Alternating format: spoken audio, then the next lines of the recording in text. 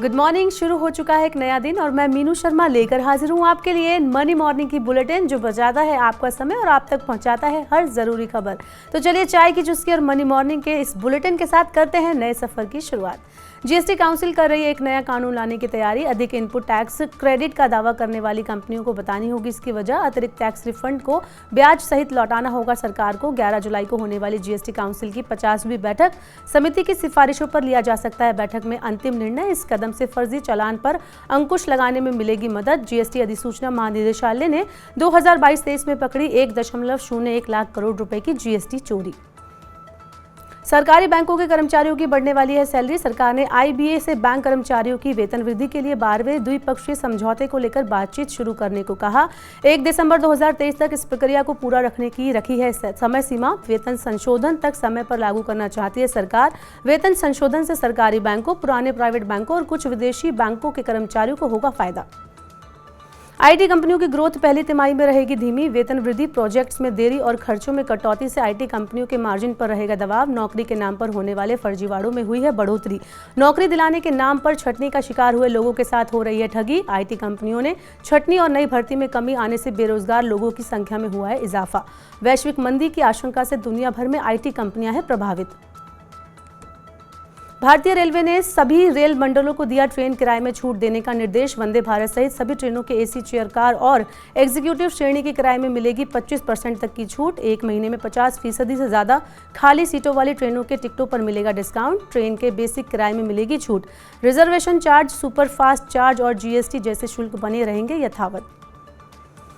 जून में equity mutual fund में आया 8,637 करोड़ रुपए का निवेश। शेयर बाजार में जारी तेजी से एसआईपी के जरिए निवेश में हुई बढ़ोतरी। इक्विटी म्यूचुअल फंड में मई में आए थे 3,240 करोड़ रुपए। निवेशक सिप और एसटीपी के जरिए लगातार कर रहे हैं निवेश। जून में एसआईपी के जरिए इक्विटी फंड में किया गया 14,734 करोड़ रुपए का निवेश। ये लगातार चौथा महीना जब एसआईपी निवेश 14,000 करोड़ रुपए से रहा ज्यादा। निवेशकों ने सबसे ज्यादा स्मॉल कैप फंड में लगाया पैसा। धोखाधड़ी और जानबूझकर लोन न चुकाने वालों पर होगी अब कठोर कार्रवाई। वित्त मंत्री निर्मला सीतारमण ने सरकारी बैंकों को डूबे कर्ज को कम करने के लिए कदम उठाने के दिए हैं निर्देश। सरकारी बैंकों को वृद्धि की रफ्तार को बढ़ाने के लिए उठाने होंगे कदम। बैंकों ने पिछले 6 साल के दौरान 11.17 लाख करोड़ रुपए के एनपीए को बट्टे खाते में डाला। एनपीए को बट्टे खाते में डालने से बैंक के बहीखाते से हट जाता है कर्ज।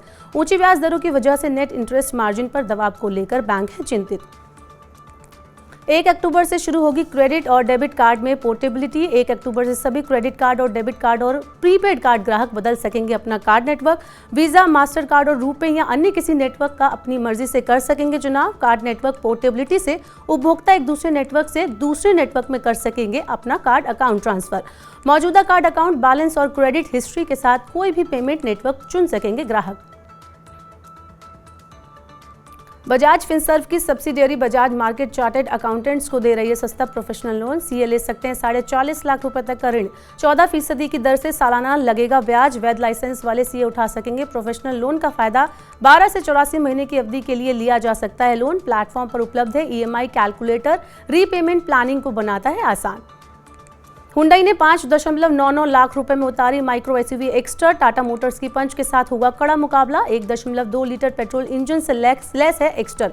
मैनुअल और ऑटोमेटिक ट्रांसमिशन में उपलब्ध होगी एक्स्टर। सीएनजी वेरिएंट में भी आएगी एक्स्टर। इसकी कीमत होगी 8.23 लाख रुपए। सीएनजी वेरिएंट देगा 27 किलोमीटर की माइलेज। एक्स्टर नए ग्राहकों को आकर्षित करने में करेगी मदद।